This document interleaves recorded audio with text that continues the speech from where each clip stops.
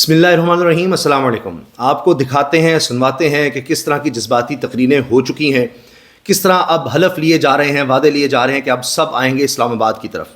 اور آج اسلام آباد میں پولیس اور عوام آمنے سامنے کس طرح تھے، کس طرح پولیس کو لاٹھی چارج کرنا پڑا ہے، مختلف طرح کے احتجاج ہو رہے ہیں۔ اس میں صرف تحریک انصاف نہیں ہے، دیگر جماعتیں بھی اب سامنے آ گئی ہیں، مذہبی جماعتیں بھی ہیں، اور لگتا نہیں ہے کہ حکومت کی کوئی اسٹریٹجی ہے ان چیزوں کو کنٹرول کرنے کے لیے۔ اس کے علاوہ سرینا ہوٹل، اسلام آباد کا سب سے مشہور ہوٹل، وہاں پر آگ لگی۔ سب کی توجہ کا مرکز اس لیے بھی بن گئی یہ آگ کہ یہاں پر ہی پی ایس ایل کی ٹیمز ٹھہری ہوئی ہیں، جن میں بین الاقوامی انٹرنیشنل کھلاڑی بھی ہیں، مگر خوش قسمتی یہ کہ وہاں پر کوئی کھلاڑی اس وقت موجود نہیں تھا۔ لیکن پھر بھی اب معاملات تو ایسے لگ رہے ہیں کہ پتہ نہیں کیا بنے گا، کیونکہ پی ایس ایل کی وہ رونق نظر نہیں آ رہی۔ لوگ بائیک آؤٹ کی بھی باتیں کر رہے ہیں، جب ٹیم جیت ہی نہیں رہی تو پی ایس ایل کا کیا فائدہ۔ ہمارے کپتان کہتے ہیں کوئی بات نہیں، ہم میچز ہارتے جا رہے ہیں، بس پی ایس ایل میں جا کر کھیل لیں گے۔ تو کیا اس سے جو عالمی سطح پر ہمیں شکست کا سامنا ہے لوگ وہ بھول جائیں گے؟ ان سب پر ہم بات کریں گے۔ پہلے میں آپ کو دکھا رہا ہوں کہ کیا ماحول رہا سوات میں۔ میں چیلنج کرتا ہوں کہ پچھلی مرتبہ ہمیں توقع نہیں تھی کہ ریاست گولیاں چلائے گی، لیکن اس مرتبہ ہم پوری تیاری کے ساتھ آئیں گے۔ صوبائی صدر جنید اکبر خان، اب جنید اکبر پر کہا جا رہا تھا کہ جی جب یہ بنائے گئے تھے تحریک انصاف خیبر پختونخوا کے صدر، بڑے انہوں نے جذباتی بیانات دیے تھے، اب ان کو کیا ہو گیا، کافی عرصے سے خاموش تھے۔ لیکن آج وہ بولے نہیں بلکہ گرجے اور برسے ہیں، اور آپ سنیے کہ انہوں نے کیا کچھ کہا ہے۔ ہمیں یہ دھمکیاں نہ دے۔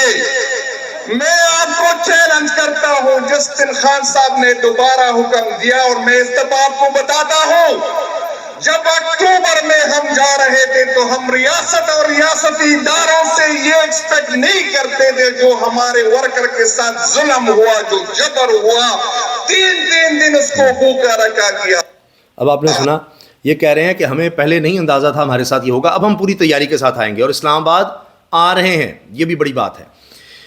اس کے ساتھ ساتھ ڈاکٹر شفقت ایاز نے جو سوات میں خطاب کیا ہے اس میں وہ کہہ رہے ہیں ہم پاکستانی ہیں، ہم عوام ہیں، ہم تنقید کریں گے، ہم سوال کریں گے، اگر آپ برداشت نہیں کر سکتے تو کرسیاں چھوڑ کر چلے جائیں۔ یہ سنیے جی، اب اس طرح کے خطاب ہو رہے ہیں۔ ہم عوام ہیں، یہ جو کہے ہیں یہ عوام ہے، یہ پاکستانی ہے، یہ پختون ہے، یہ برادر، یہ سپاہی ہے، ان کے پاس اختیار ہے آپ کے خلاف بولنے کا، کیونکہ آپ ہمارے ٹیکسوں پہ ملک کی تنخواہ لیتے ہیں۔ تو یہ اب جناب لوگ کہہ رہے ہیں کہ آپ ہمارے ٹیکسوں سے تنخواہ لیتے ہیں اور ہماری بات کو آپ کو برداشت کرنا پڑے گا۔ میرے دل میں تمہارے لیے جو نفرت ہے وہ میں اپنی اگلی نسلوں میں ٹرانسفر کروں گا۔ تمہارے اور عوام کے درمیان فاصلے پیدا ہو چکے ہیں، تمہارا ڈر ختم ہو چکا ہے، تمہارا وقت ختم ہو چکا ہے۔ جنید اکبر خان، اب دیکھیں کہ وہ جو لوگ تنقید کر رہے تھے کہ جی کہاں ہیں، وہ جب آئے ہیں تو جلسے میں ماحول اور ہوتا ہے۔ ٹیلی ویژن پر بیٹھ کر یہ اور طرح سے بات کر رہے تھے، اب جلسے میں اور وہ بھی سوات میں بہت خطرناک تقریریں ہو رہی ہیں۔ کس طرح کے یہ جذبات کا آپ دیکھیے اظہار کرنا شروع ہو گئے ہیں۔ آپ جتنا جبر کر سکتے ہیں کرے، جتنا ظلم کر سکتے ہیں کرے۔ ایک بات یاد رکھے، میرے دل میں جو آپ کے لیے نفرت ہے یہ آپ کی امانت ہے، اور یہ نفرت اپنے سینے میں میں اپنے آنے والے نسلوں کو ٹرانسفر کروں گا۔ اب یہ نفرتیں جو بڑھ رہی ہیں یہ بڑی خوفناک بات ہے، اس کو روکنے کی ضرورت ہے، ورنہ یہ بڑھتی چلی جائیں گی۔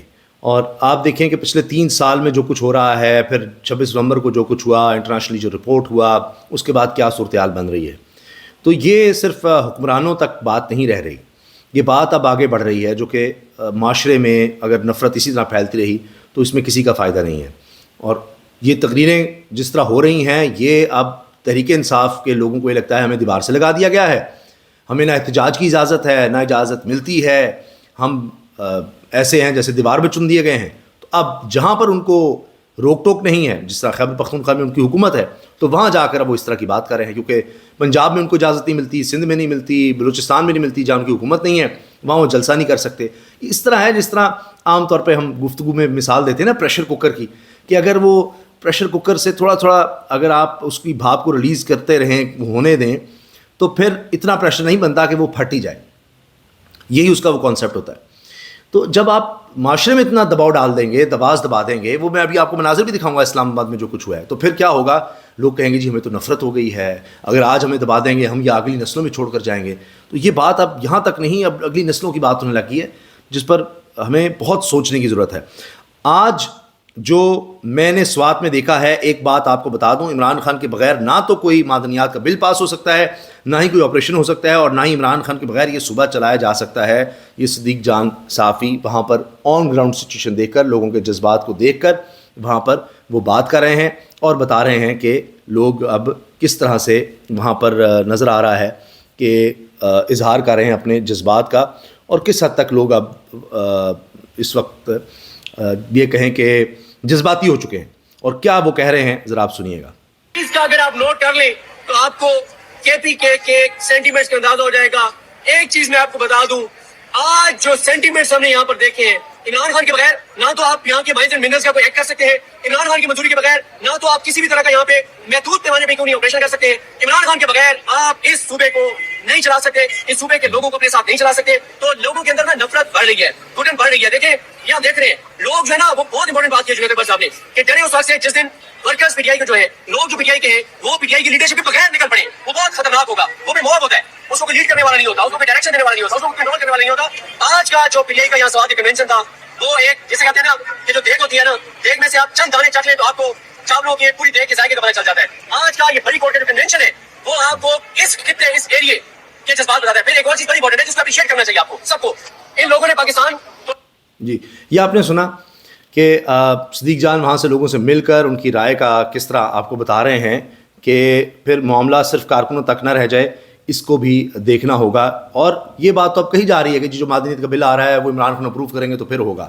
تو بہت سے لوگ یہ کہہ رہے ہیں کہ یہ تو ایسی ہوا کہ جی عمران خان رہا ہوں گے تو پھر آگے ہم بات چلا سکیں گے۔ اصل میں ورکرز کا اتنا پریشر ہے، لوگوں کا پریشر ہے، وہ کہہ رہے ہیں ہم آپ کو ووٹ دیتے ہیں اس وجہ سے کہ جی عمران خان کو آپ رہا کرائیں گے، وہ آپ کروا نہیں سکے۔ مزید سنیے، مجھ پر ورکرز کا پریشر ہے کہ ہم عمران خان کا انتظار کیوں کر رہے ہیں، ہمیں نکلنا چاہیے۔ ہم شہداء کی قربانیوں کو خراج تحسین پیش کرتے ہیں، ان کے بچوں کا خیال تو کیا جاتا ہے، لیکن ڈرون حملے مرنے والے بے گناہ شہری کیوں نہیں، اس کے بچوں کا خیال کون کرے گا؟ جنید اکبر کا سوات جلسے سے خطاب۔ تو آپ نوٹ کیجئے تقریریں سخت ہوتی چلی جا رہی ہیں، اور پھر سب سے زیادہ سخت باتیں خیبر پختونخوا کا تحریک انصاف کا صدر کر رہا ہے۔ سوات میں پی ٹی آئی کا ورکرز کنونشن، جنید اکبر کا کہنا ہے کہ آپ شہیدوں کو شہید کیوں نہیں کہتے، پھر سے بہت سے سوال اٹھیں گے۔ اب میں آپ کو دکھانا چاہتا ہوں کہ کیا ہوا ہے اسلام آباد میں۔ یہ دیکھیے اسلام آباد پولیس کا غزہ بچاؤ دھرنا پر تشدد، اور وہاں پر آپ دیکھیں مناظر کیا ہیں۔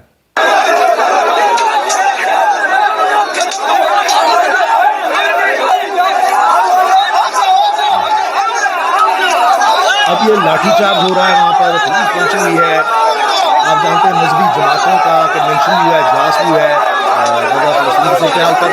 اب یہ آئے دن آپ یہی صورتحال دیکھیں گے، وہ کہیں گے جی ہم نے آگے بڑھنا ہے، ہم نے ایمبیسیز تک جانا ہے، اور اب یہ کام شروع ہوتا ہے اور حکومت کے پاس اس کی کوئی اسٹریٹجی نہیں ہے۔ آخر میں آپ کو دکھا رہا ہوں سرینا ہوٹل میں جس طرح سے آگ لگی ہے، اور ٹاپ فلور پر آگ لگ گئی ہے، اور اس کے بعد یہ دیکھیے دھواں دور دور تک آپ دیکھ سکتے ہیں نظر آ رہا ہے۔ یہ سب سے مشہور ہوٹل ہے اسلام آباد کا۔ یہیں پر جب بھی اسلام آباد میں اسی طرح کی کوئی ایونٹ ہوتا ہے تو صرف یہ نہیں کہ انٹرنیشنل پلیئرز کھلاڑی، بلکہ جو مندوبین ہوتے ہیں یا ڈپلومیٹس ہوتے ہیں وہ بھی یہاں پر آ کر رہائش اختیار کرتے ہیں، یہاں پر آ کر رہتے ہیں۔ اس کے بعد ظاہر ہے پی ایس ایل کی بات ہونے لگ گئی کہ جی یہ پی ایس ایل میں افتتاحی تقریب میں آتش بازی سب کچھ ہے، لیکن وہ رونق نہیں ہے، وہ ڈسکشن ہی نہیں ہو رہی، وہ باتیں ہی نہیں ہو رہی جو ہر سال کی جاتی ہیں۔ میں نے جس طرح سے کیا کہ اس کی مین وجہ یہ ہے کہ شکست پہ شکست، اور اب لوگ یہ بھی بات کر رہے ہیں کہ جی یہ تو ہمیں یہاں پر اس کا بائیک آؤٹ کر دینا چاہیے، کیونکہ بعض اسپانسرز اس طرح کے نظر آ رہے ہیں جن کو لوگ پسند نہیں کرتے کہ یہ جی یہ اسپانسرشپ کیوں لی ہے، اس برانڈ کی کیوں لی ہے۔ وہی آپ دیکھیں وہ بھی غزہ مارچ سے وہ چیزیں جڑتی ہیں کہ یہ تو انٹرنیشنل برانڈ وہ ہیں جن کا ہمیں بائیک آؤٹ کرنا چاہیے۔ یہ جناب اس وقت ملک میں حالات بنے ہوئے ہیں، آپ دیکھیے ہر سطح پر بائیک آؤٹ، احتجاج۔